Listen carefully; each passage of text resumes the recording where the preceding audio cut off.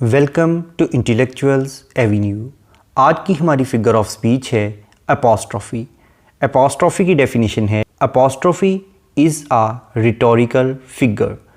यानी rhetoric figure ऐसी figure of speech को कहते हैं जिसमें पोइट अपने रीडर के इमोशंस और सेंटिमेंट को, यानी उसके जज्बात और एहसासात को उभारता है, इन विच जिसमें the speaker addresses a dead और एब्सेंट पर्सन, यानी जिसमें पोइट जो है या स्पीकर जो है वो किसी मुर्दा शख्स को या किसी गैर मौजूद शख्स को एड्रेस करता है, यानी मुखातब करता है, और एन एब्स्ट्रैक्शन और इनएनिमेट ऑब्जेक्ट, या किसी ना दिखाई देने वाली या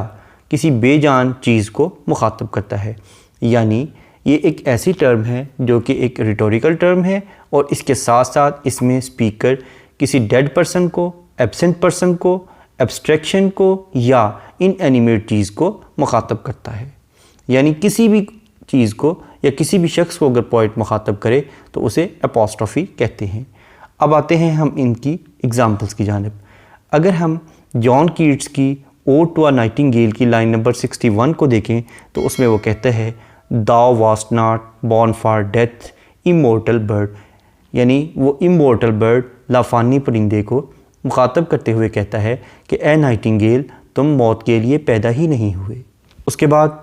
अगर हम विलियम वर्ड्सवर्थ की पोइम द सोलिटरी रीपर की लाइन नंबर 7 को देखें तो उसमें वो कहता है O listen for the vale profound is overflowing with the sound,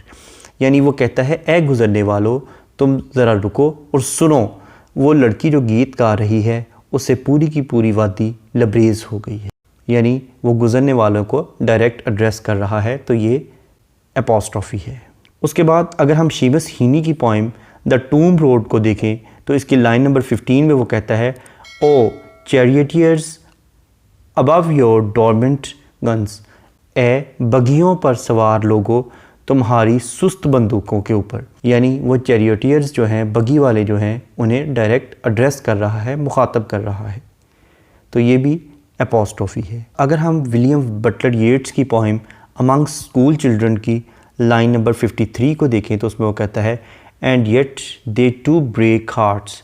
O presences, ए मौजूद चीज़ों, अब वो मौजूद चीज़ों को एड्रेस कर रहा है, तो ये अपोस्ट्रोफी है। उसके बाद इसी पोइम की लाइन नंबर 56 में वो कहता है O self born mockers of man's enterprise, तो ये यहाँ भी वो डायरेक्ट एड्रेस कर रहा है, तो ये भी एक अपोस्ट्रोफी की ही एग्जाम्पल है। अगर हम विलियम ब्लेक की एक पोइम द सिक रोज़ की फर्स्ट लाइन को देखें तो उसमें कहता है ओ रोज़ द आर्ट सिक,